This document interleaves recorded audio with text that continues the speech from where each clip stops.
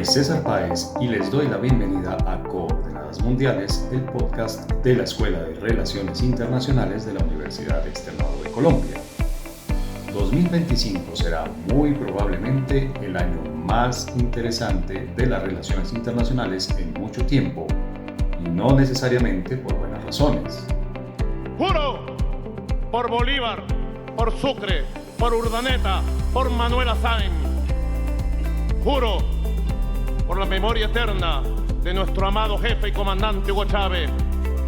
Y juro por el histórico, noble y aguerrido pueblo de Venezuela ante esta Constitución que haré cumplir todos sus mandatos, que haré cumplir todas las obligaciones de la Constitución y las leyes de la República, y que este nuevo periodo presidencial será el periodo de la paz, la prosperidad, la igualdad y la nueva democracia.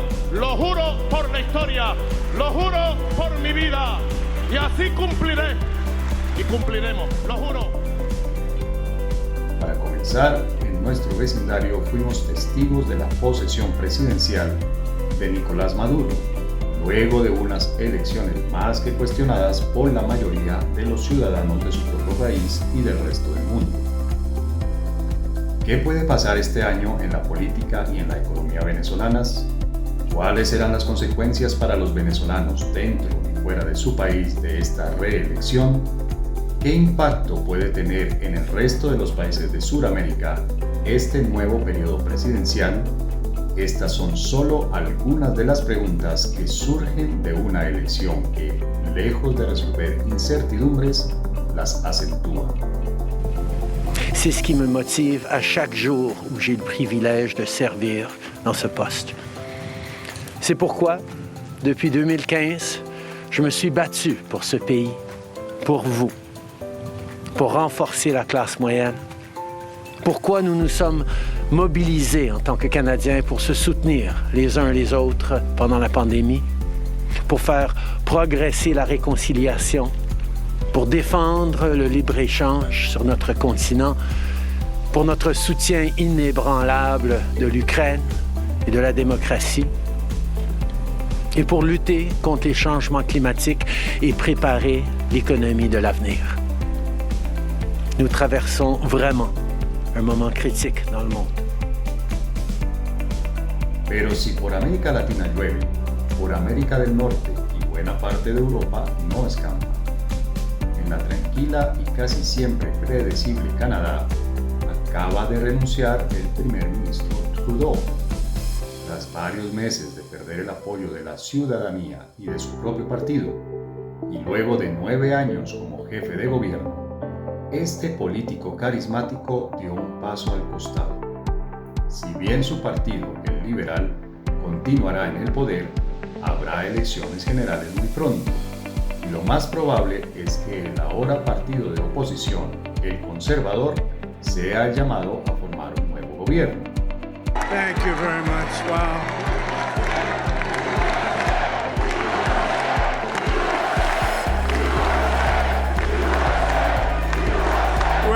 Thank you all very much. This is great. This was a movement like nobody's ever seen before.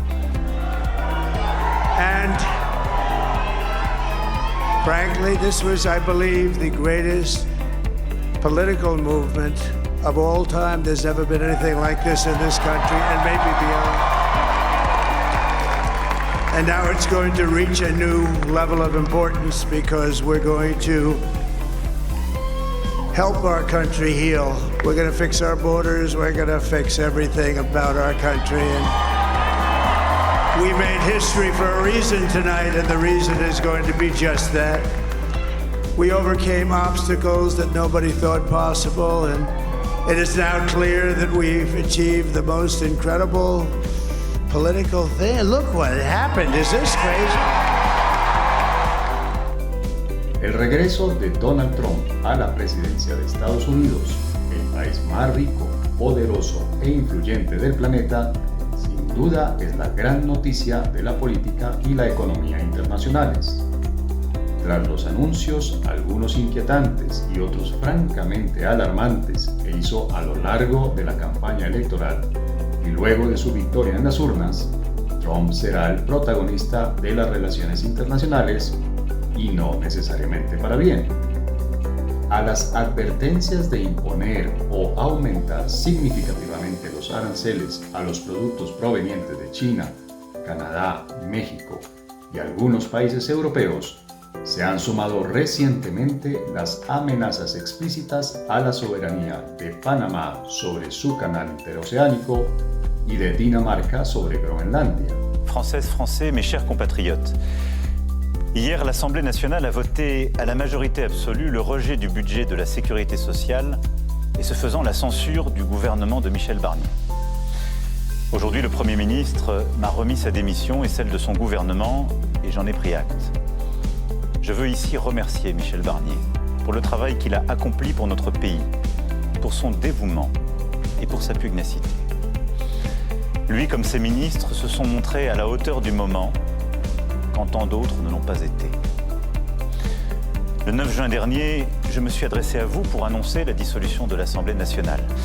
Cette décision était à mes yeux en effet inéluctable. D'abord, car le vote aux élections européennes avait donné une large avance au Rassemblement national et placé les extrêmes en tête. Ensuite, car de nombreux responsables politiques annonçaient déjà la censure pour cet automne. Cependant, je dois bien le reconnaître, cette décision n'a pas été comprise. Beaucoup me l'ont reproché et je sais beaucoup continuent de me le reprocher. C'est un fait et c'est ma responsabilité. Ich wünsche mir, dass die Stärke unserer Demokratie für die Wählerinnen und Wähler auch jetzt im beginnenden Wahlkampf sichtbar wird. Die nächste Bundesregierung hat große Aufgaben vor sich, deshalb muss es in den kommenden Wochen um die besten Lösungen gehen für Herausforderungen unserer Zeit.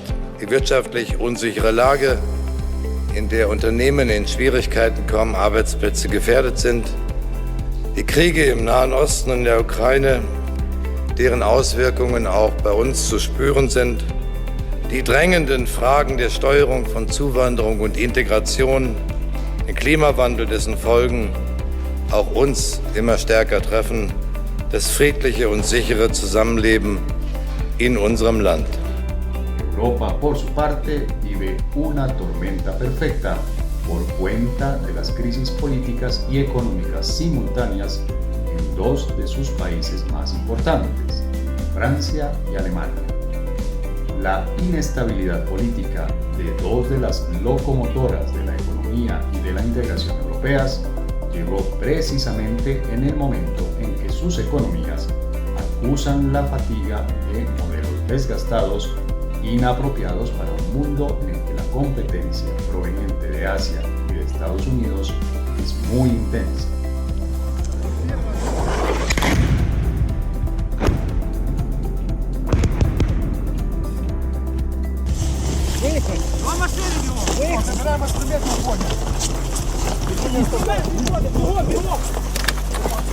Бігом, лопату з собою!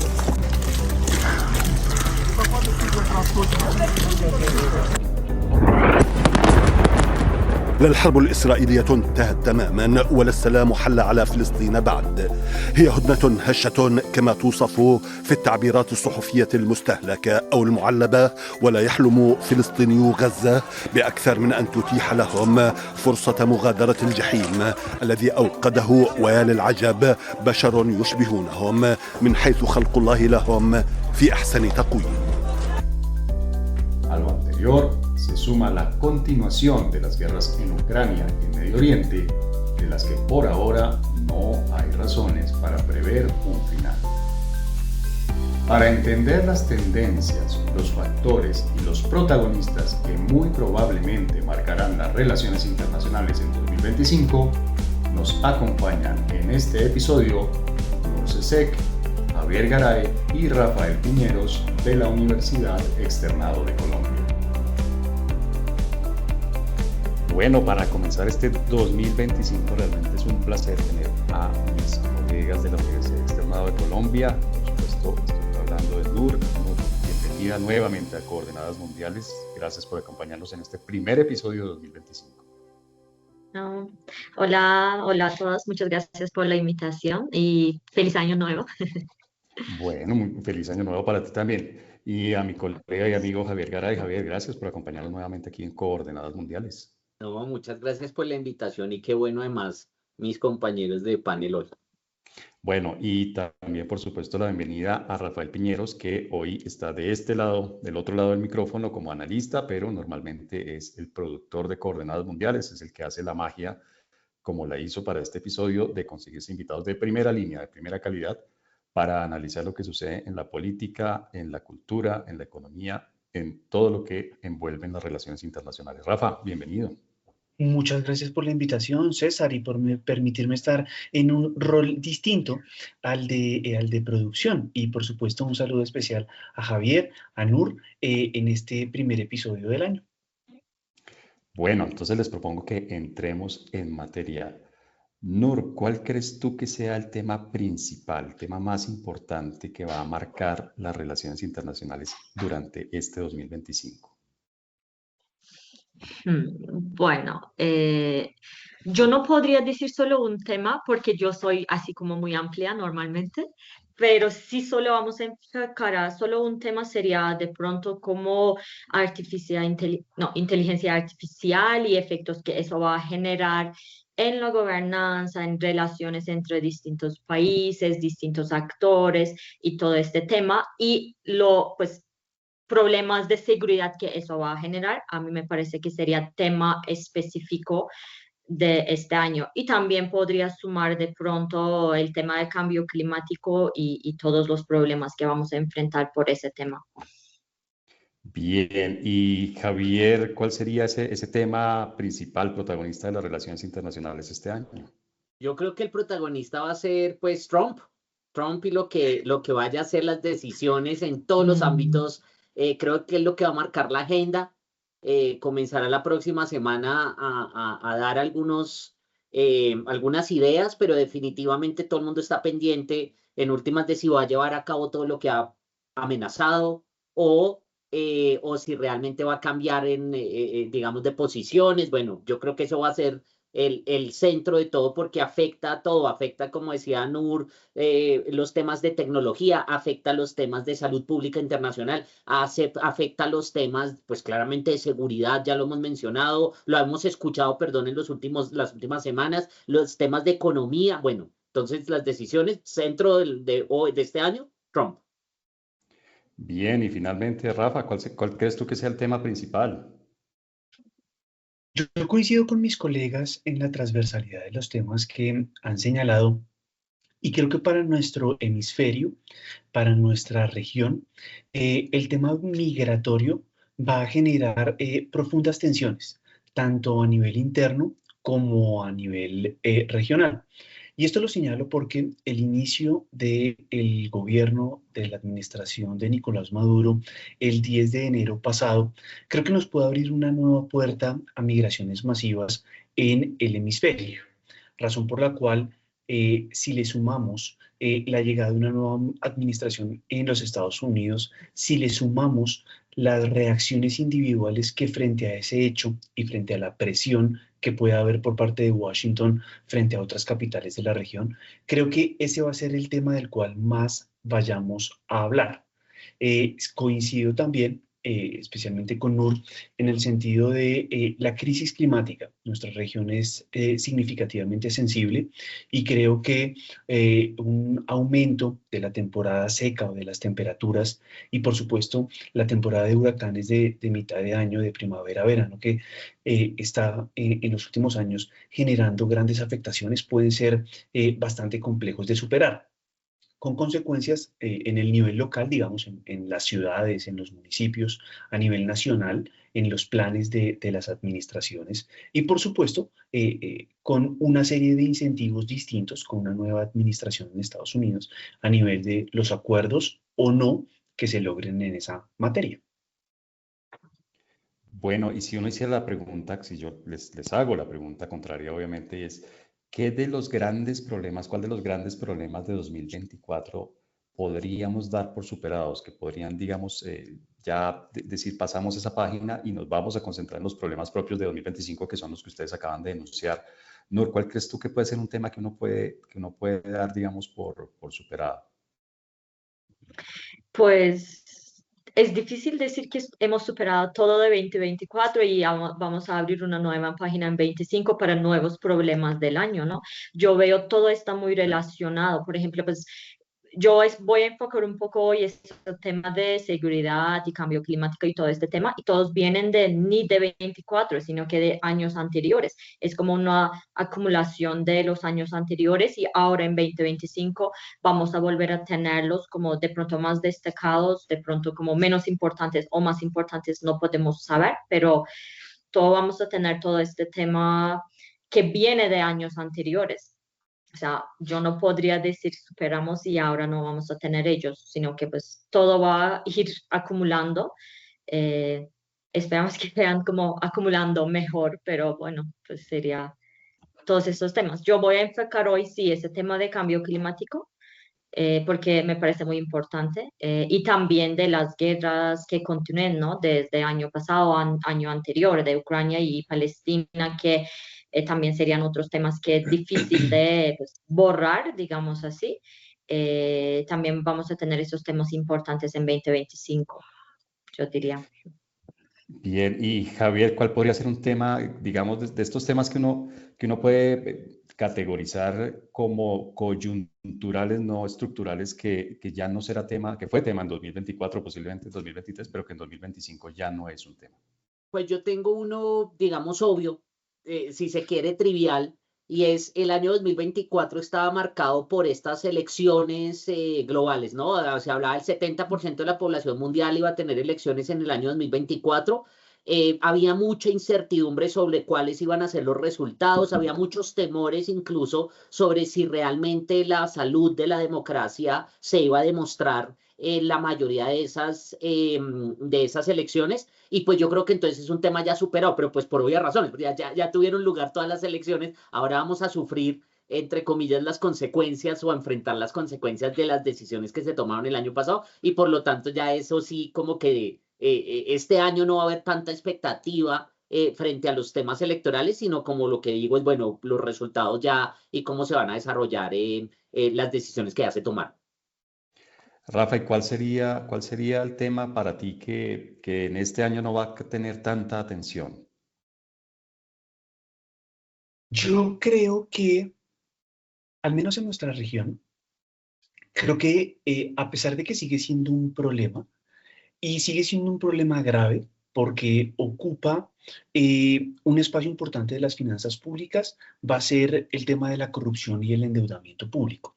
Creo que va a haber otros problemas que van a superar esa dinámica que tal vez en años anteriores se tenía.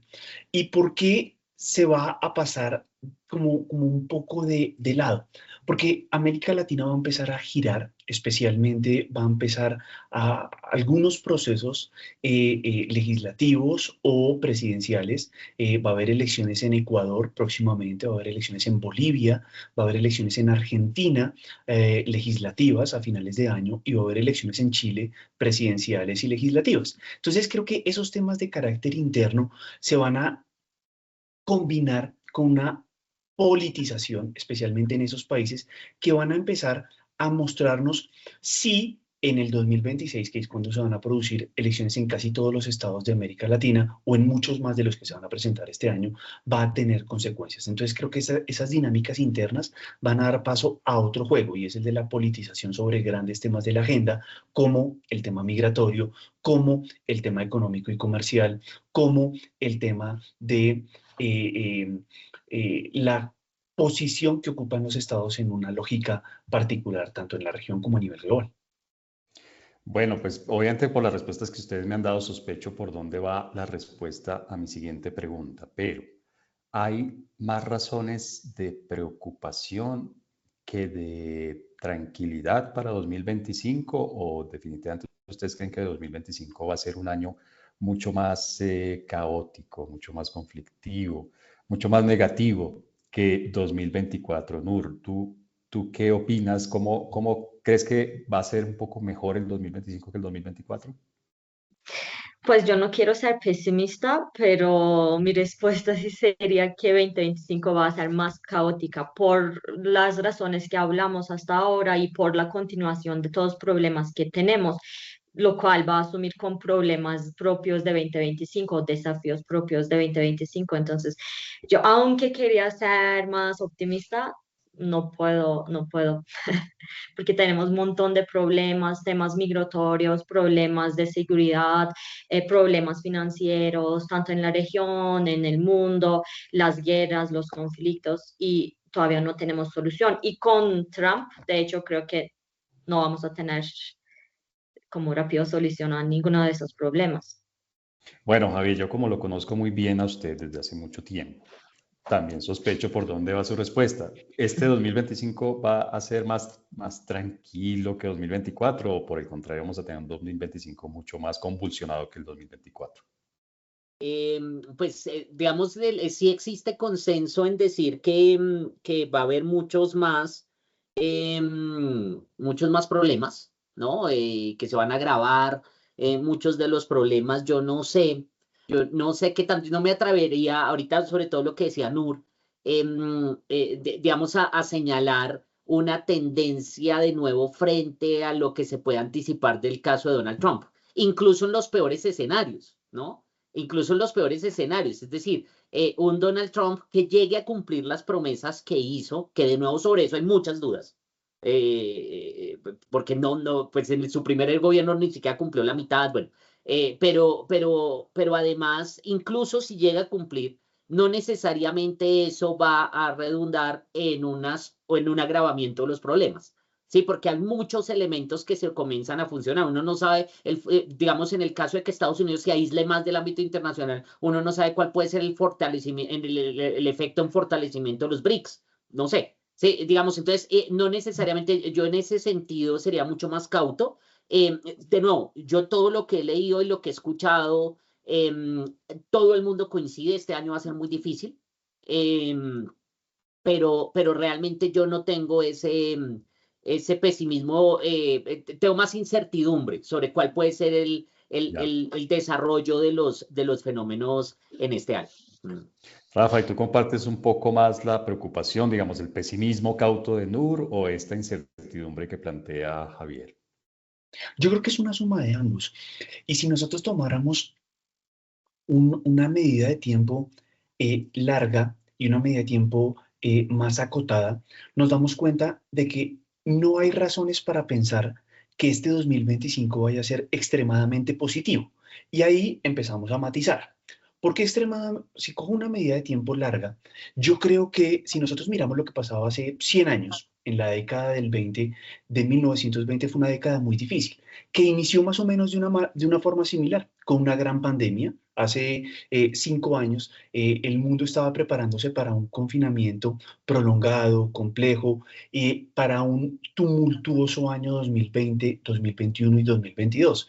Y algunos economistas todavía dicen, ojo, todavía hay rezagos importantes de ese periodo que pasó hace tan solo pocos años. Entonces, si me voy hace 100 años, la cosa estaba complicada y creo que la década del 20 de este siglo XXI ha sido realmente difícil.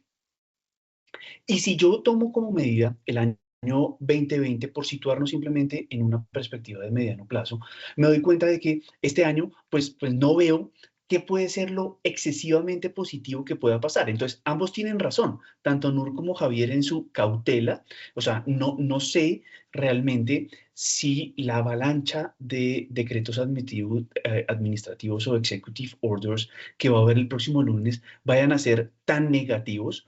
No sé cuál vaya a ser la reacción ni de los mercados, ni de la sociedad, ni de el mundo en general a esa situación, porque también observo que más que escepticismo, también ha habido un proceso de adaptación por parte de otros. O sea, hay que convivir con Donald Trump y eso lo sabemos desde noviembre pasado y por lo tanto hay que mirar aquellos puntos que desde el punto de vista político, diplomático, podemos empezar a tejer con la nueva administración, en qué puede haber elementos de convergencia, si es que los hay, y evitar que si hay conflicto, ese conflicto vaya a ser significativamente perjudicial para los intereses de los estados. Yo no creo que ni siquiera a la fuerte República Popular China, ni a un país como Nicaragua en el hemisferio americano le interese una confrontación directa con Estados Unidos. Y a partir de allí tenemos un abanico muy amplio de posibilidades. El desafío, creo que para los tomadores de decisiones, para los políticos, es encontrar el balance adecuado y el camino correcto entre los intereses propios y la necesidad de interactuar con Estados Unidos, de buscar, si se trata, nuevos aliados económicos y comerciales, o de fortalecer otro tipo de alianzas que tal vez no tienen que ver directamente con Estados Unidos, pero que pueden ser importantes. Bueno, pues vamos precisamente a hablar de esas interacciones que ya estás planteando, Rafael, en el siguiente segmento de Coordenadas Mundiales, porque una de las novedades que tenemos en Coordenadas Mundiales este año es que vamos a cambiar un poco la estructura del podcast. Vamos a tener 3 segmentos principales en lugar de 2. Entonces ya volvemos al segundo segmento de Coordenadas Mundiales en el que vamos a analizar las interacciones que posiblemente van a darse en este 2025 y por supuesto vamos a ver qué consecuencias traen.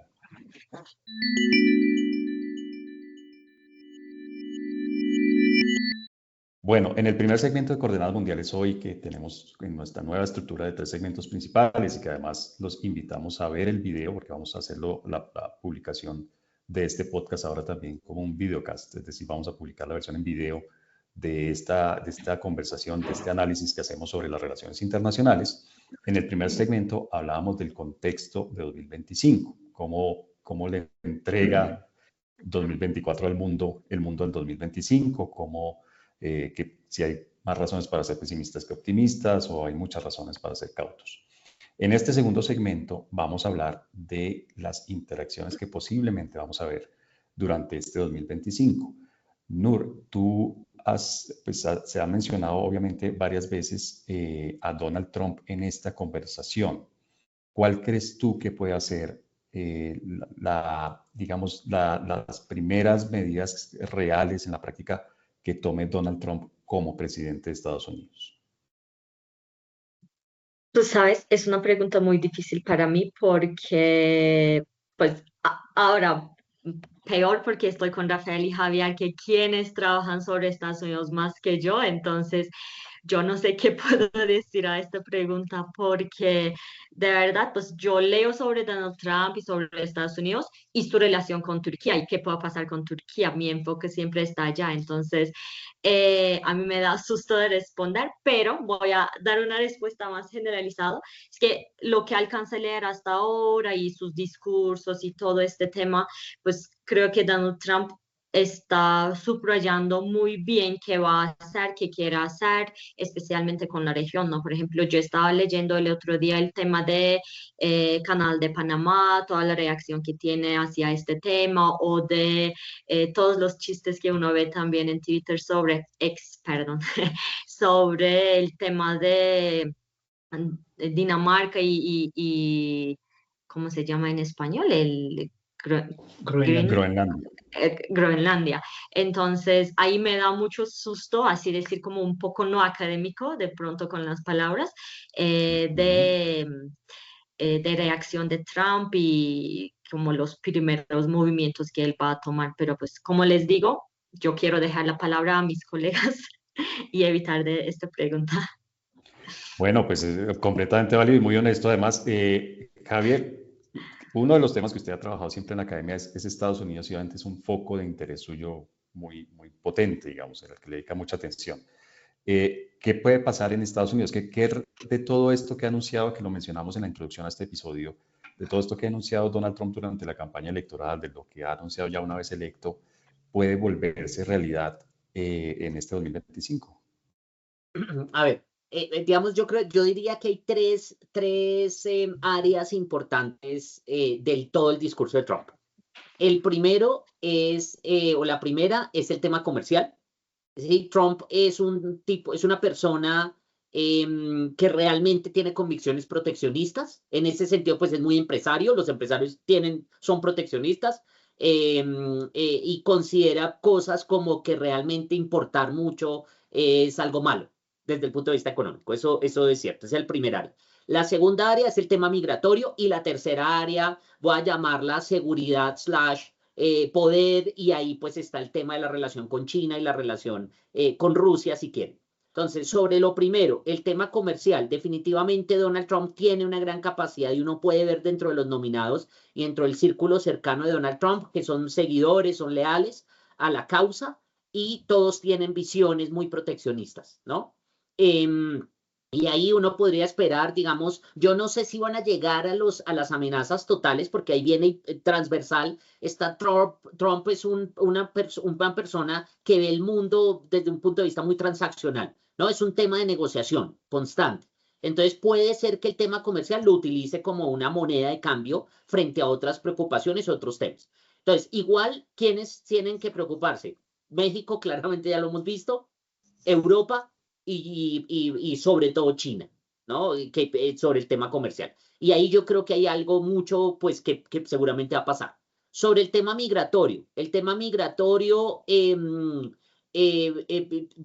digamos, dicen que el primer día, el 20, la próxima semana, va a firmar más de 100 órdenes ejecutivas después de la posesión, y dentro de las órdenes ejecutivas, la mayoría de esas órdenes ejecutivas van a ser sobre el tema migratorio, ¿sí? Entonces, va a comenzar con ese tema. Ese es un tema de honor, pues, del America First.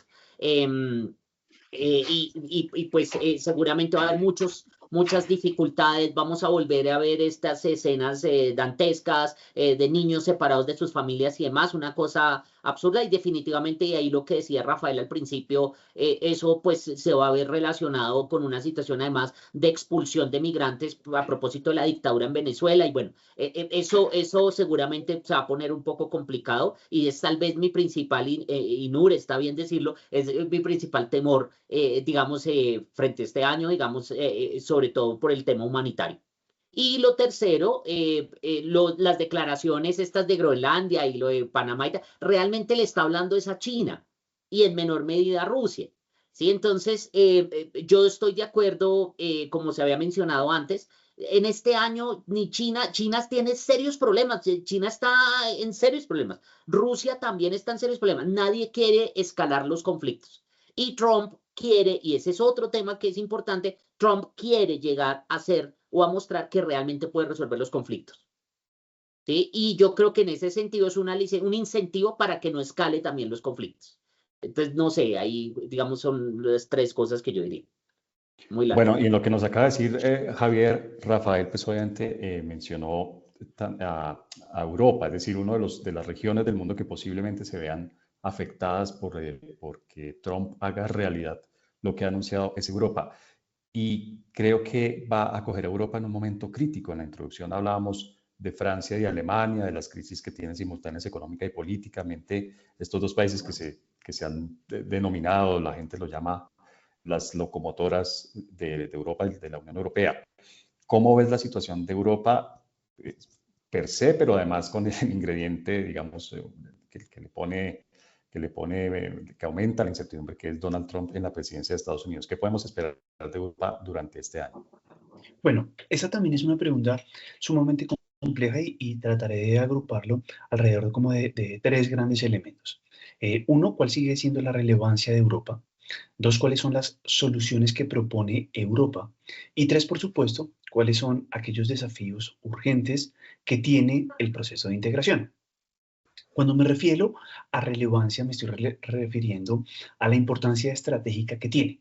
Y cuando miramos conflictos que hay en el continente, como la situación en Ucrania, conflictos que hay en la vecindad más próxima, como Oriente Medio, o, por supuesto, temas transversales como la crisis climática, me doy cuenta que dentro de los dos primeros hay múltiples dificultades para hacer sentir una voz europea y eventualmente en la crisis climática puede tener algo más de maniobra. ¿A qué voy con ello? Si tomamos nuevamente el proceso de colonización, el proceso de construcción de los estados, los europeos son en parte culpables de muchos de los conflictos que hoy hay en la región de Oriente Medio, pero no hay una forma de solucionarlo exclusivamente con los instrumentos europeos. ¿Por qué? La importancia estratégica de Estados Unidos, la importancia estratégica de la Federación Rusa, incluso la presión de potencias regionales como Arabia Saudí, Egipto o Irán puede ser incluso más fuerte hoy que la diplomacia de Francia, del Reino Unido o de Alemania para tratar de influir individual o colectivamente. Si yo me fijo en la situación en Ucrania, pareciera que es una cuestión, como lo señalaba Javier, de grandes potencias. Esto sigue siendo como un conflicto enquistado en la Guerra Fría. Pareciera que la solución gira más por Moscú y Washington que por París, Berlín o Londres. De tal forma que veo un proceso no de exclusión, porque participan de alguna forma, pero sí de relegamiento a un segundo e incluso a un tercer plano. Hoy creo que hay un diálogo más directo entre los equipos negociadores de Estados Unidos, de Rusia, de Ucrania, por supuesto, que de otras capitales europeas. Incluso, a pesar de que llevan gran parte de la carga en términos migratorios, en términos de ayudas económicas y sociales para la población ucraniana y que ven nuevamente la guerra a 300, a 500 o a 600 metros de las principales ciudades europeas. Eso es un problema serio. Entonces, en términos de la relevancia europea, lo veo bastante comprometido. Ahora bien, ¿cuáles son las soluciones que propone el continente? ¿Cuáles son las soluciones que propone el proceso de integración de la Unión Europea? Uno, por supuesto, European Getaway, que es un plan de inversiones públicas muy fuerte y agresivo en términos de infraestructura, en términos de cohesión económica y social. Veo que el European New Green Deal tiene muy buenas perspectivas. Europa lo hace bastante bien en términos de transición energética porque tiene ciencia, tiene tecnología y, por supuesto, ha iniciado un proceso importante, pero tampoco lo veo como un factor decisivo, porque en términos de transición, la República Popular China lo hace bastante bien.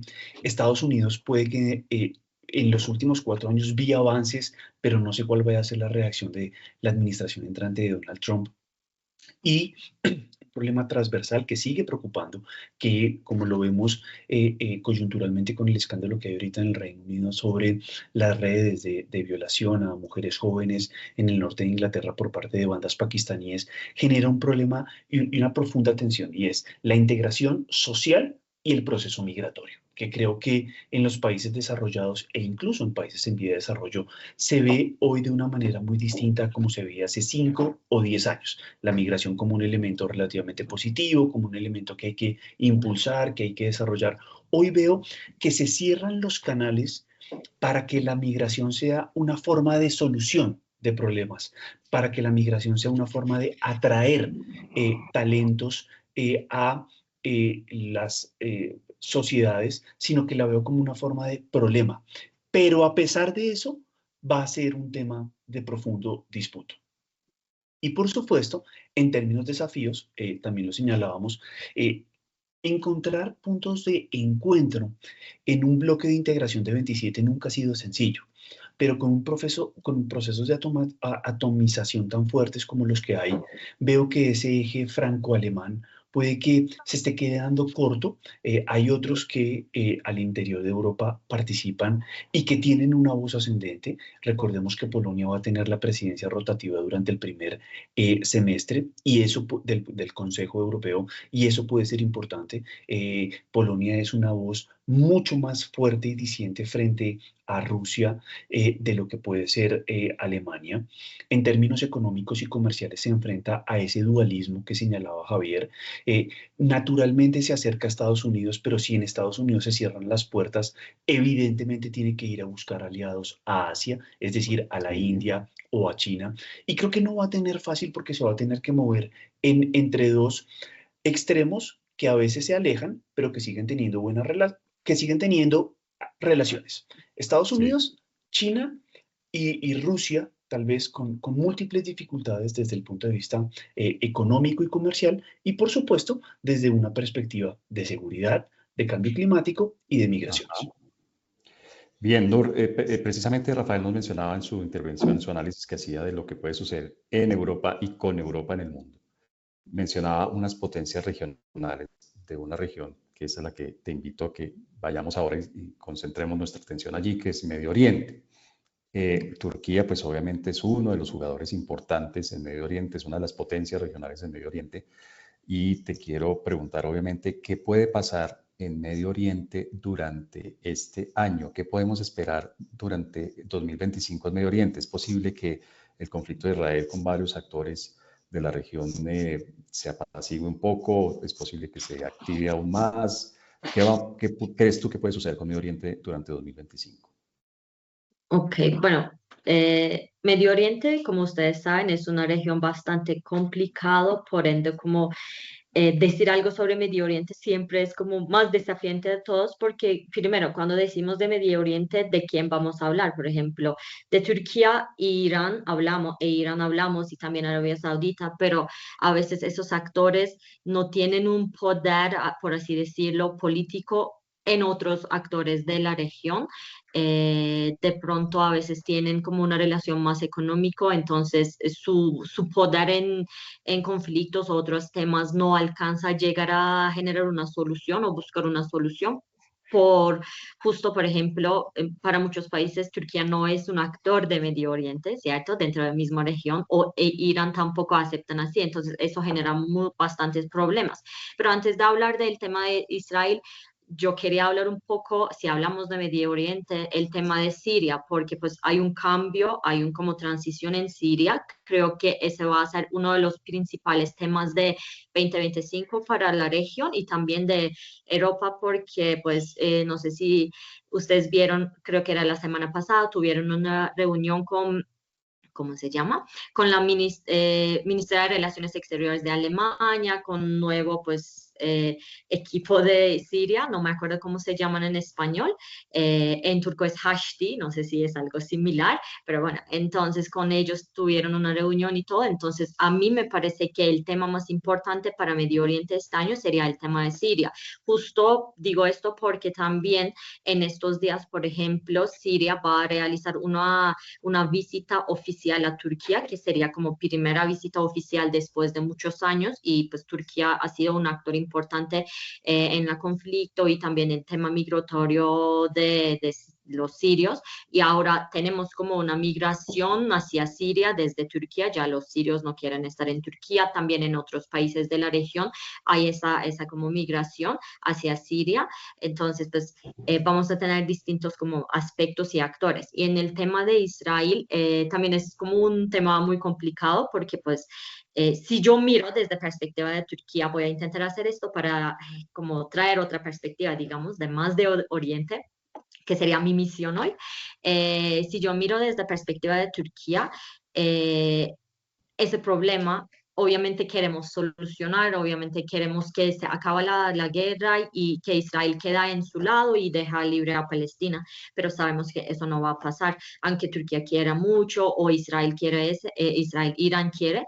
Eso es casi difícil justo porque ahorita creo que Rafael decía, la guerra de Ucrania, por ejemplo, ya no es una guerra entre Kiev y Moscú, sino que es una cosa entre Moscú y Washington, ya no es solo entre estos dos países. El mismo creo que para el caso de Israel y Palestina también podemos decir, por ende la solución no puede llegar de la región en sí, es difícil porque los otros actores no están reaccionando tanto o pues quieren reaccionar, pero no están haciendo tanto porque, por ejemplo, si tomamos Arabia Saudita, que tiene muy buenas relaciones con Estados Unidos, entonces dar una reacción hacia Israel no va a funcionar para ellos porque no quieren romper sus relaciones. Lo mismo también podemos hablar para Turquía, aunque sí Turquía fijó muy bien su postura desde el principio, no está interviniendo tanto porque también tiene sus propios intereses con Estados Unidos o con otros actores de Unión Europea y todo este tema. Entonces, eso como genera, no sé, como como una cosa para que no mueve tanto. Ahí solo tenemos Irán moviéndose, pero también por los problemas domésticos, que problemas interiores que tiene Irán también dificulta como tomar ese liderazgo para intervenir. Pues. Entonces yo veo difícil. Y es que a mí lo que me preocupa teniendo en cuenta los elementos que tú has señalado, Nur, y uniendo un poco con el inicio de cómo pinta este 2025 para la región, es muy complejo porque creo que hoy Oriente Medio es indomable, es decir, ¿quién controla y quién domina la región? Hay múltiples vectores y creo que Nur nos ha hecho una perspectiva bastante importante. Y si miramos lo que venía, que es catastrófico desde el punto de vista humanitario y de la situación en Palestina, también vemos que desde el punto de vista de la seguridad hubo importantes quiebres que no se habían producido antes y que este año van a generar tensión para llegar a acuerdos políticos. ¿Qué se quebró desde el punto de vista militar? Que Irán e Israel se atacaran mutuamente. Eso me parece grave y complejo. Y ese elemento genera que para encontrar un acuerdo político, ya sea entre ellos o entre otros, haya múltiples variables que tener en cuenta. Ninguno tal vez lo quiere hacer, o tal vez más Teherán que Tel Aviv, y eso también nos genera una situación muy compleja de resolver. Y si quisiéramos encontrar para el conflicto entre Palestina e Israel una solución política eventualmente definitiva, otros actores como Arabia Saudí, otros actores como Turquía, como Egipto, van a querer participar de manera activa en unas negociaciones que no le convienen a la administración Trump, que le gustan soluciones de inmediatez, porque es un problema sumamente complejo que tal vez no creo que pueda resolver de una manera fácil y directa como le gusta a Donald Trump, como quisiera Donald Trump. Y ahí hay una dificultad para arreglar desde el punto de vista político y diplomático. Javier. Sí, no, decir, sí. Estoy de acuerdo parte de lo que se ha mencionado, pero hay dos elementos que no se han mencionado que me parece que es importante tenerlos en cuenta. Lo primero es la posición de Israel y digamos, la posición de Israel que está explicada, entre otras, por los desarrollos que tuvieron lugar el año pasado en particular. Y es que si hacemos un balance del año 2024 en materia militar, por parte de Israel, es que vuelve a demostrar que es la potencia por excelencia de toda la región. Y eso a su vez, digamos, supone un debilitamiento, y sobre todo el tema de Siria, supone un debilitamiento de Irán como esa potencia alternativa regional. Y eso es un elemento que hay que tener en cuenta. Y eso yo creo que está explicando el por qué hoy hay negociaciones avanzadas en Qatar para un posible cese el fuego en estos días de cara a la situación, no en Palestina, sino en Gaza, específicamente frente a Hamas. Sí, que eso es importante tenerlo en cuenta. Y en segundo lugar es precisamente esto último, y es, yo de nuevo es que no sé leer todavía el gobierno de Donald Trump. Y ahí sí, sobre lo que decía Rafael, sobre la solución rápida y demás, pues digamos, es que uno no sabe qué tanto de la retórica, es decir, del discurso de Trump, es realmente lo que él piensa, ¿sí? Lo que realmente, y cómo ve las cosas. Y lo digo en particular es porque hoy en las negociaciones en curso en Qatar, claro, está liderándolo el gobierno Biden, pero están todos los asesores y los próximos nominados del gobierno de Donald Trump también en la negociación. Es decir, ellos también están haciendo el empalme en la misma negociación. Entonces, yo creo que eso da, digamos, un orden de realidad en relación con que no va a haber necesariamente una ruptura, sino que se pueden mantener las cosas. Y con el otro ingrediente, y es que de pronto Israel está viendo que ya su objetivo, porque su objetivo no era arrasar contra, su objetivo es mantener un tema de seguridad. Y pues con todas las preocupaciones adicionales humanitarias y demás que son muy pertinentes, pero parece que lo ha venido logrando el año pasado. Es decir, es que el debilitamiento que ha hecho de Hamas es evidente, el debilitamiento que ha hecho de Hezbollah, que hizo Hezbollah, es que es impresionante la forma como debilitó. Fuera de eso derrotó no, pero debilitó a Irán. Ahí sí estoy de acuerdo que no sabemos cuál va a ser la respuesta futura de Irán con esa ruptura de límites que Rafael mencionaba antes. Y por el otro lado también ha logrado diezmar por lo menos a los Houthis. Entonces, yo creo que hay varios elementos que podrían hacer pensar que este año no necesariamente va a ser un polvorín la región. Pero el hecho de que no vaya a ser un polvorín no significa que desde mi perspectiva, para complejizar un poco la cosa, que se vaya a encontrar en el primer trimestre una solución a los distintos vectores de conflicto que han permanecido desde el año pasado, incluso desde mucho antes, por la llegada simplemente de Donald Trump al poder y la amenaza de si no hay solución al problema de rehenes, esto va a ser un infierno. Entonces, creo que es válido lo que señala Javier, pero también hay que matizar en que lo complejo de los múltiples conflictos no asegura que vayamos a tener excelentes noticias. ¿De que va a ser más tranquilo? Pues desearíamos a nivel mundial que así lo fuera, desde el punto de vista humanitario, militar, desde el punto de vista de la seguridad y, por supuesto, de la interacción de esa región con el mundo. Nur, ¿tú quisieras agregar algo? No, no. Estoy de acuerdo con Rafael más que Javier, por cierto. Bueno, pues eso suele pasar en coordenadas mundiales, no sé por qué, pero es un fenómeno documentado aquí en coordenadas mundiales. En general, no solo en coordenadas. Muy bien. Bueno, con esta nota optimista, perdón, que ojalá fuera una nota optimista sobre algo tan importante, una región tan importante en el mundo y con una situación tan grave como la que está sucediendo. Pero con esta explicación y con estos elementos de análisis, damos por cerrado este segundo segmento en el que seguramente nuestros invitados y las personas que nos están escuchando y desde hoy viendo en Coordenadas Mundiales han notado una omisión grande. Es que no hemos mencionado a América Latina porque le vamos a dedicar el siguiente segmento de Coordenadas Mundiales a América Latina. Entonces ya regresamos para hablar de América Latina en 2025.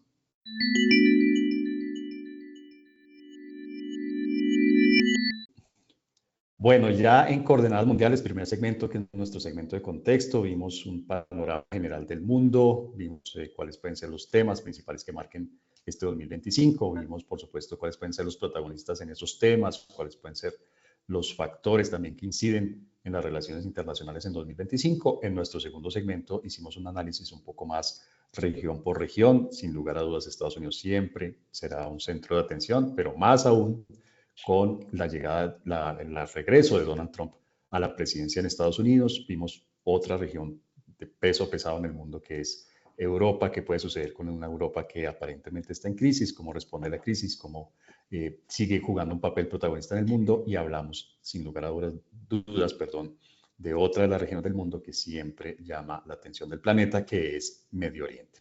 Vamos a dedicarle este último segmento, tercer y último segmento de Coordenadas Mundiales, a hablar de nuestra región, de América Latina. Y para eso empecemos con Nur, haciendo una pregunta, digamos, un poco general, pero que nos puede dar información muy valiosa, y es, Nur, ¿qué es América Latina? O más bien, ¿cómo se ve América Latina desde fuera de América Latina en 2025? ¿Cuáles crees tú que pueden ser los temas de América Latina que llamen la atención, que tengan alguna incidencia en el mundo en este año? Ok, pues yo antes de responder para 2025 quiero dar una perspectiva, cómo veían América Latina hasta ahora. Específicamente voy a hablar de un poco de Turquía, pero en general también cómo ven como los investigadores, el mundo que puede escribir en inglés, pero sean de Oriente. ¿Listo? Voy a intentar dar esa perspectiva. Pues hasta ahora, cuando uno hablaba de América Latina, primero pues en el mundo afuera, si uno no es tanto de academia, cuando hablan de América Latina, hablan de solo unos países, que es Brasil, México, Colombia y Venezuela, que son como actores más grandes o más importantes para ojos de afuera, ¿cierto? Entonces siempre cuando hablaban de estos países, había esa perspectiva más relacionada obviamente con temas de conflictos, o pues en narcotráfico o esos tipos de temas. Y con Brasil últimos años siempre ese tema de como crecimiento económico o ideologías más de izquierda, etcétera. Entonces, hasta ahora siempre era así, pero este año lo que yo observo específicamente desde perspectiva de Turquía y un poco de Unión Europea, digamos así, hay una perspectiva un poco más cambiante. Desde la manera que ven a América Latina ya está más enfocada a otros temas como, obviamente, como cambio climático, voy a volver a ese tema, por lo que la región es como uno de los las regiones principales que tienen efectos de cambio climático y quienes reaccionan más para el tema, específicamente pues Brasil en ese sentido, y también Colombia, pues por los discursos de Lula y Petro sobre el tema. Entonces ya América Latina es como una región que representa para ese mundo más oriental ese como discursos principales de cambio climático, quien habla de este tema, de los efectos, etcétera. Y por otro lado, obviamente por temas de elecciones en Venezuela y todo ese tema de Maduro, también siguen hablando sobre corrupción y injusticia social y derechos humanos. Pero siempre, entonces, América Latina es como una región importante donde uno puede discutir distintos temas. Por ejemplo, yo recién estaba leyendo algunas cosas que escribieron en Turquía sobre América Latina, entonces ahora ven como un ejemplo, por ejemplo, en Turquía, pues no voy a hablar tan profundo de este tema, pero en Turquía tenemos una esperanza de que si Venezuela sale de la situación que esté, Turquía también va a salir en la situación que puede ser más grave en unos años o ya está grave. Por ejemplo, por ende, América Latina o ejemplos de la región ya es como ejemplos positivos para nosotros en una manera. Y segundo, aprendemos muchas cosas sobre cómo puede reaccionar a cambio climático y esos temas, pues cómo se puede reaccionar y qué se puede hacer y qué se puede aprender de la región también sería como otro aspecto positivo que vemos y discutimos en otro lado del mundo sobre la región. Bien, pero pues creo que hiciste un panorama muy completo y muy general de temas. Pues obviamente ahora le voy a preguntar a mis colegas latinoamericanos. Rafael, ¿cuál crees tú que puede ser el principal tema en América Latina en 2025? Bueno, yo creo que ahí creo que podemos hacer una diferencia con respecto a la que señalaba Nurs en el siguiente sentido. Yo creo que América Latina pierde peso e importancia en los asuntos globales. Es un jugador menos fuerte en temas económicos y comerciales de lo que lo era hace 20 años. Las economías principales como México y Brasil estarán enfocadas principalmente en responder a los estímulos que se generen en los Estados Unidos y en tratar de buscar cómo minimizar los efectos negativos que puede haber. Y eventualmente en tratar de resolver y ajustar problemas internos que no se han terminado de ajustar, como inflación, como bajo crecimiento económico. Entonces creo que hay dificultades estratégicas, somos menos importantes en temas económicos y comerciales, y creo que el tema político a nivel de la región es muy difícil. Venezuela se ha convertido en un factor transversal de desunión, de dificultades en encontrar un piso común sobre cómo enfrentar los problemas y de cómo resolverlos. No los podemos resolver con nuestros instrumentos. No ha habido la posibilidad de convencer al régimen de Nicolás Maduro, ni con la presencia de México, ni con la presencia de Brasil, ni con la presencia de Estados Unidos, o con la ausencia de esos mismos u otros, para que ceda o para que encuentre vías de hacer respetar el Estado de Derecho. Y por eso creo que es una dictadura, es un problema complejo, y no solo es Venezuela, es Nicaragua, es la situación en Cuba, que también es difícil. Entonces creo que tenemos varios problemas por resolver. Otro tipo de elemento que puede generar cambios y que puede ser importante es lo que señalé previamente. Si bien no va a ser un año muy electoral, nos puede dar un piso sobre el cual percibir el cambio. En el ciclo político del 2021-22 observamos cómo hubo una votación-sanción principalmente. ¿Qué quiere decir votación-sanción? Que los gobiernos que eran de derecha fueron sancionados y hoy hay gobiernos de centro-izquierda, y donde hubo gobiernos de centro-izquierda, que eran más bien pocos, también hubo cierta sanción en ese sentido. Entonces, ¿es Argentina, será Chile, será Ecuador un cambio en esa perspectiva? ¿Y hacia dónde y en qué magnitud? Creo que el tema político, especialmente después de Ecuador, vendrán las del segundo semestre. Creo que puede ser importante seguirlo. Y por supuesto, creo que va a haber protagonismos individuales. Brasil va a tener 2 presidencias importantes este año, la de la COP30 a finales de año y va a ser presidente de los BRICS. Entonces vamos a ver qué tan crítico va a ser de la administración Trump, qué tan crítico va a ser de las estructuras de poder y qué propone y qué puede alcanzar. Porque una cosa es decir, vamos a tener un mundo de potencias emergentes. Listo, háganlo. ¿Dónde está la moneda? ¿Dónde está el Banco de Desarrollo? ¿Dónde están los proyectos que supuestamente son distintos a los que propone el Fondo Monetario Internacional o el Banco Mundial? Como un eje, digamos, distinto a lo mainstream. Entonces, se enfrenta a las dificultades de querer ser distinto, pero con poca posibilidad de influencia real desde mi perspectiva, a menos de que haya una negociación, una puesta en escena de menos crítica a las estructuras internacionales y más modificación o transformación, que es tradicionalmente a lo que le ha apuntado Brasil y en lo que creo que podría tener algo de protagonismo individual. Sí. Ampliando lo que había señalado Javier, creo que un país que la tendrá difícil por distintas razones va a ser México. México está preparado diplomáticamente para una repatriación masiva en el primer semestre. Ha hecho importantes esfuerzos. Creo que nunca va a ser suficiente y nunca se va a estar preparado para que usted le digan todos estos ciudadanos de su país tienen que retornar rápidamente a su territorio. Entonces tiene problemas políticos. Va a enfrentar una renegociación del Tratado de Libre Comercio de América del Norte. Va a enfrentar sin duda alguna una retórica difícil que creo que será una prueba para Claudia Sheinbaum y por supuesto para la Secretaría de Estado de saber contener una andanada inicial de crítica de México es un problema, por supuesto tiene graves problemas internos, la influencia del narco sigue siendo importante y creciente en crimen organizado transnacional y eso hace que creo que pueda ser un país significativamente vulnerable a lo que pasa en el norte y a cómo negocie con los demás. Javier, la pregunta, digamos, inevitable, porque además ha sido, creo yo, el nombre más mencionado a lo largo de este episodio. ¿Qué puede pasar con América Latina ahora que Donald Trump regresa al poder en Estados Unidos? ¿Cuál cree usted que puede ser, digamos, el escenario más probable de relación entre diferentes países de América Latina y Estados Unidos con Donald Trump en la Casa Blanca?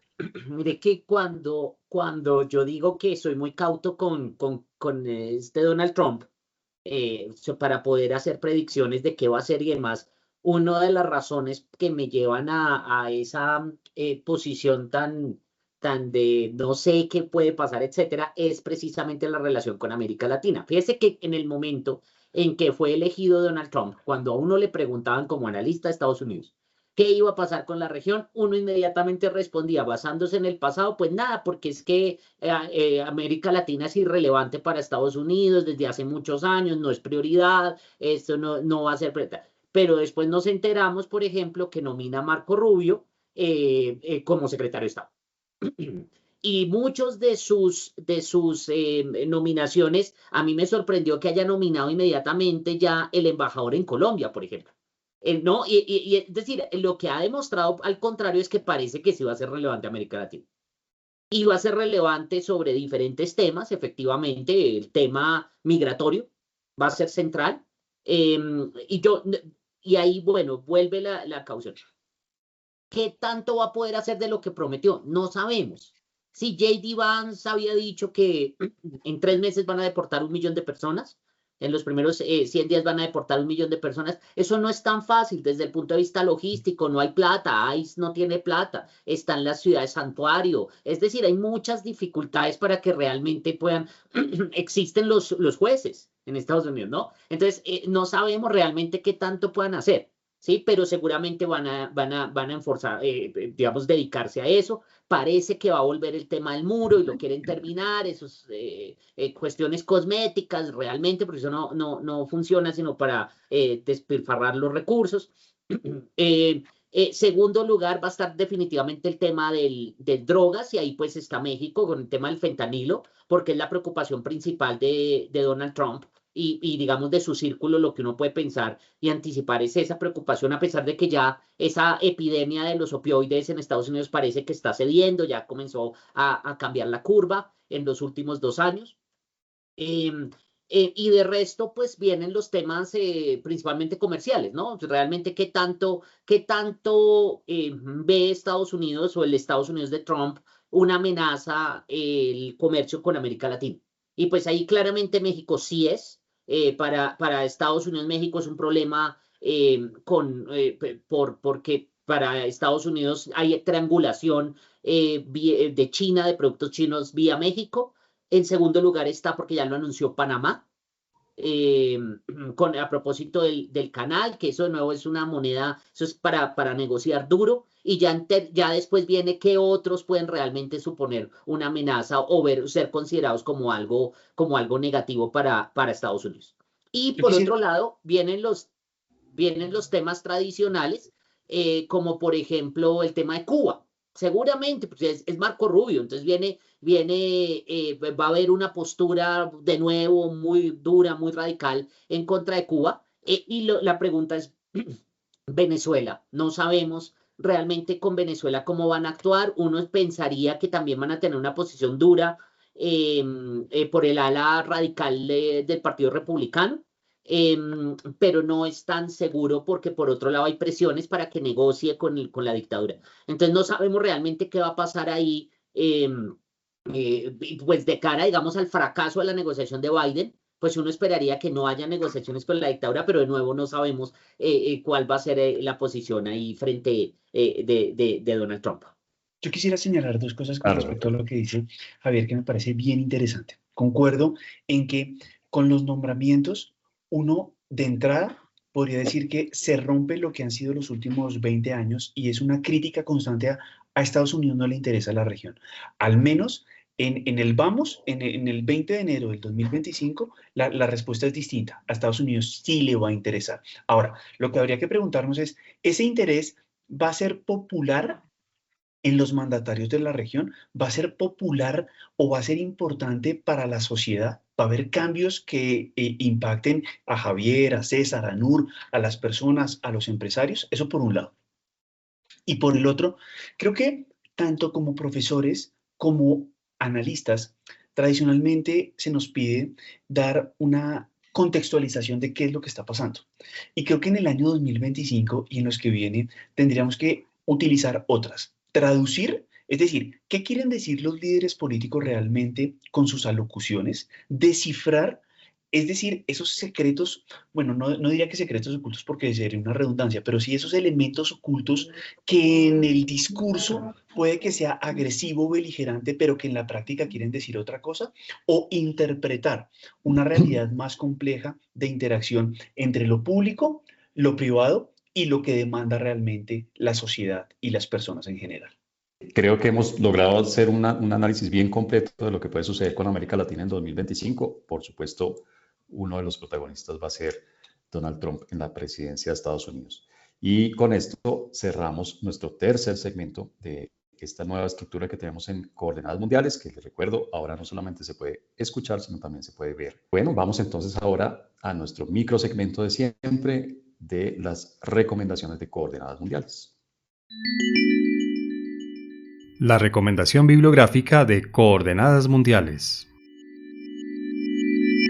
Bueno, Nur, la gente que esté interesada en las relaciones internacionales en general, economía, política, sociedad, ambiente, etcétera, etcétera, todos los temas que hacen parte de la muy compleja agenda internacional.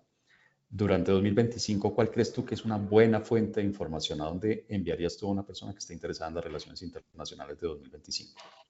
Yo a Coordenadas Mundiales específicamente, para que escuchen y aprendan de todo. Muchas gracias. Pues yo no quiero hacer una recomendación así como muy académico, ¿sabes? Porque eso es a veces difícil y de pronto como no es para todo el público, pero a mí me gustaría hacer una recomendación de una serie que vi recién. Entonces se llama Years and Years, Años y Años. Pueden encontrar en pues, plataformas online. Y es una serie que pasa como en un mundo distópico, pero está relacionada con relaciones internacionales, políticas, como temas sociales y como tecnología, qué efecto va a tener, ese crecimiento de inteligencia artificial y todo este tema. Entonces a mí me gustaría hacer recomendación de esa serie, Years and Years, Años y Años. Perfecto, muchas gracias por tu recomendación. Rafael, ¿cuál sería tu recomendación para este 2025? Mire que mi recomendación viene precedida de la forma en la que iniciamos. Y era cómo ven el año. Y si bien podemos ser algo escépticos, algo negativos, menos positivos, porque no vemos de dónde. Creo que este libro de Jared Diamond, que se llama Crisis, cómo reaccionan los países en momentos decisivos, puede ser una pista para entender esos momentos difíciles. Hay una lógica argumentativa que se llama Critical Junction también, que es justamente sobre esos momentos de profunda tensión, cómo reaccionan los estados. Y creo que, sumando lo que señalé desde la introducción, si bien la década del 20 no ha sido fácil y ha sido en general de crisis, de complejo panorama político, económico y social, también aprender de esos momentos difíciles nos puede dar pistas para tratar de superar o eventualmente enfrentar con mejores argumentos lo que puede venir en el futuro próximo. Bien, Rafa, muchas gracias por tus recomendaciones y bueno, queda la recomendación de Javier. A ver, yo también como Nur recomiendo Coordenadas Mundiales, pero además... muchas gracias. Además que son cuñas gratuitas, ¿no? Son no cuñas gratuitas, pero Javier, qué pena, aprovecho pues la recomendación de Nur y la suya para recordarles a nuestros oyentes y ahora a los que nos ven también en video, esta versión en video de Coordenadas, que los tres, Rafael, si me ayudas a recordar, los tres más recientes episodios de Coordenadas, que son el 150, el 149 y el 148, lo dedicamos a hacer precisamente un balance de las relaciones internacionales en 2024, ¿verdad? Exactamente. Sí, señor. Así fue. Sí.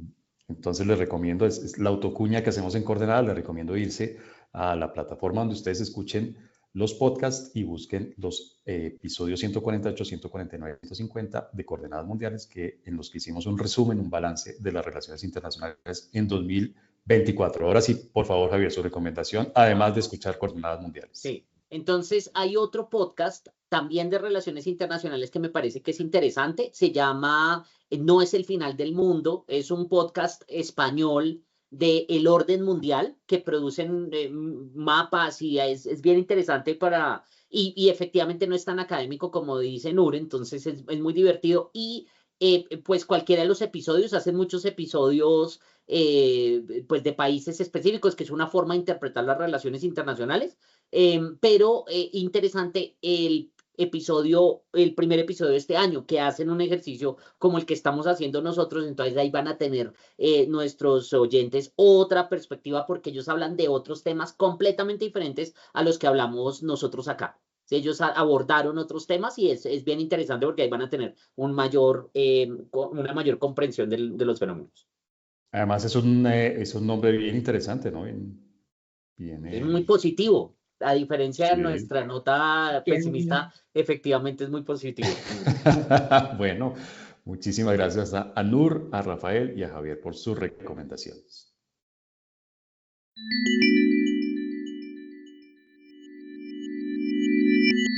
Bueno, sin duda este 2025 va a traer muchos acontecimientos, algunos de ellos que uno los podría calificar de coyunturales, seguramente algunos de ellos van a ser estructurales, es decir, de esos acontecimientos que pueden cambiar realmente la manera como funciona el mundo de la política, de la economía, de la sociedad, del clima, del ambiente en general en el mundo.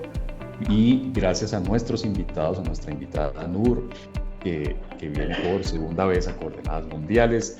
Gracias por supuesto a Rafael y a Javier. Tenemos elementos para saber, para interpretar un poco lo que puede suceder en este año. Entonces, te reitero el agradecimiento, Nur. Muchas gracias por habernos acompañado hoy en Coordenadas Mundiales. No, muchas gracias a ustedes por la invitación. Estoy feliz de estar acá. Y por supuesto, espero que te volvamos a ver muy pronto aquí en Coordenadas. Muchas gracias a Javier, nuestro invitado también recurrente a Coordenadas Mundiales. Muchas gracias, Javier, por haber venido nuevamente a acompañarnos a intentar entender este enredo que es el mundo de las relaciones internacionales. Muchas gracias por la invitación, César, y de nuevo disfruté mucho la conversación tanto con Nur como con Rafael.